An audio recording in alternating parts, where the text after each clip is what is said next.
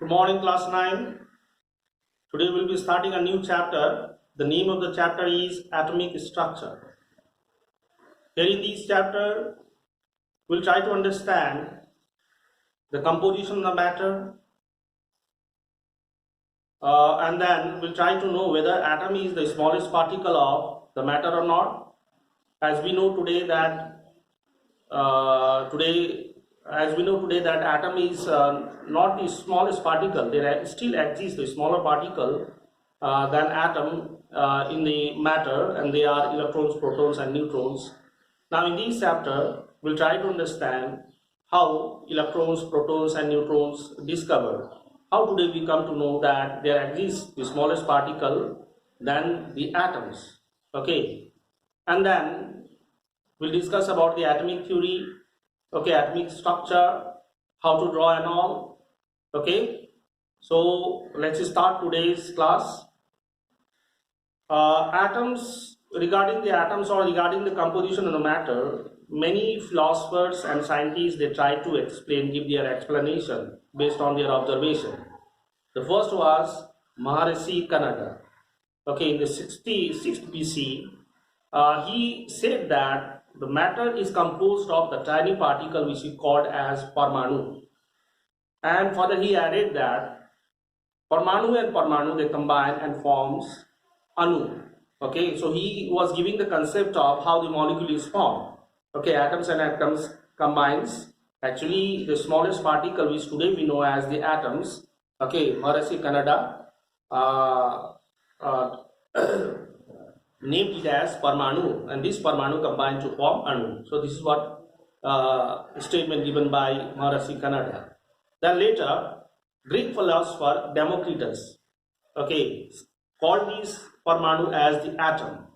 Okay, atom has come from the Latin word, okay, atomos, a means not, and tome has come from the word tome, means divisible.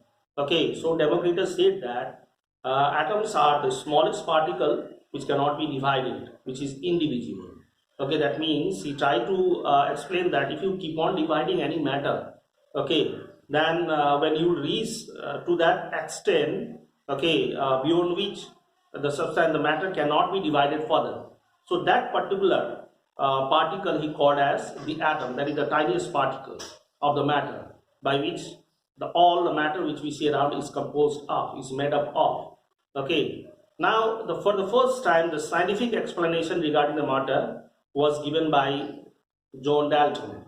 Okay, John Dalton, the main points of John Dalton were like about the Dalton's theory. You might have studied in junior classes also. Okay, the first point of Dalton's atom theory was that all the matter is composed of or is made up of tiny particles called atoms. These atoms cannot be created, cannot be destroyed. They are indivisible. Okay, cannot be created, cannot be produced, and at the same time cannot be destroyed. So this is what said by John Dalton. Second point. The third point, what he observed, that atoms of the same elements are alike in all the respects. Okay, atoms of the same elements are alike in all the respects. Means atoms of the sodium. Okay, in all the sodium, you'll find the atoms of the same size with the same property. Okay, but atoms of different elements, okay, or different matter is different. Okay, like atoms of sodium and chlorine, they differ from each other in size, in shape, in properties, in everything they are different. So this is what said by John Dalton. Then after that he explained that atoms combine with the atoms of the another element or the same element, okay, in a simple whole number ratio. Okay, this was the next point given by him. And the last point, he said that atoms are the smallest particle which take part in a chemical reaction. Regarding Dalton's atomic theory, most of the points of Dalton's atomic theory today it has been discarded. Today it is not acceptable. Okay, except the last point, that is atoms are the the smallest particle which take part in a chemical reaction.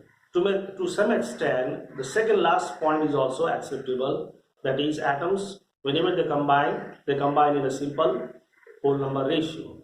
Okay. Now, why it was discarded and all, we'll discuss in the coming topics.